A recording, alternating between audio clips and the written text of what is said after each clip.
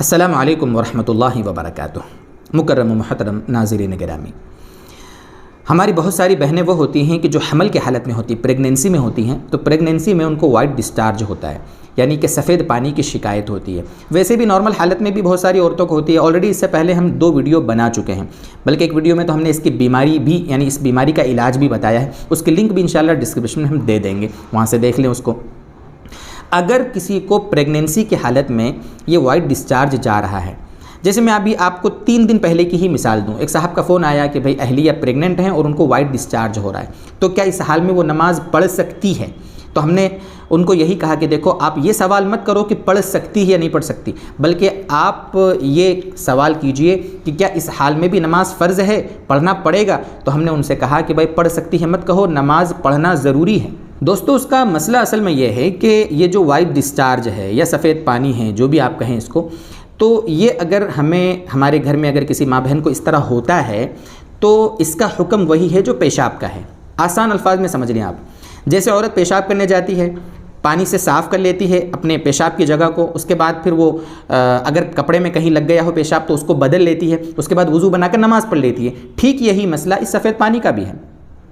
اگر لگ گیا ہے کپڑے میں، اس کو صاف کر لیں یا شلوار بدل لیں، اچھے سے پاکی حاصل کر لیں، وضو بنا لیں، نماز پڑھ لیں، کوئی مسئلہ نہیں ہے۔ یعنی کہ بہت سی عورتیں، بلکہ میں سمجھتا ہوں 90% عورتیں وہ ہوتی ہیں کہ سفید پانی کی شکایت کے موقع پر وہ یہ سمجھتی ہیں کہ میرے لیے نماز پڑھنا جائز ہی نہیں، ورنہ میں گناہگار ہو جاؤں گی۔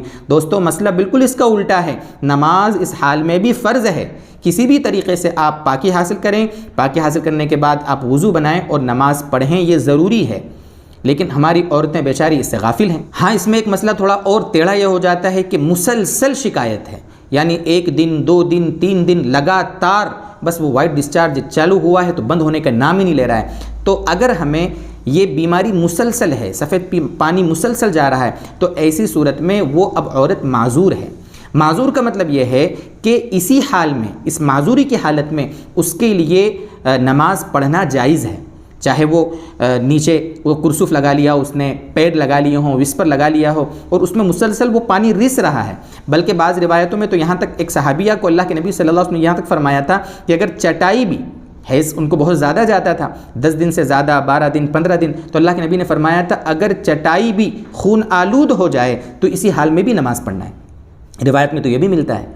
اس لیے اب وہ معذور کی گنتی میں چلی جائے گی، اور معذور کا حکم یہ ہوتا ہے کہ اس کے لیے وہ خون آتا رہے، وہ سفید پانی آتا رہے، پھر بھی اس کو اسی حال میں نماز پڑھنا ہے، اس کا وضو نہیں ٹوٹے گا۔ ہاں، نماز کا وقت نکل گیا، اگلی نماز کا وقت آنے سے پہلے اب اس کا وضو ٹوٹ جائے گا، اب اس کو پھر سے وضو بنا کر اگلی نماز پڑھنا پڑے گی۔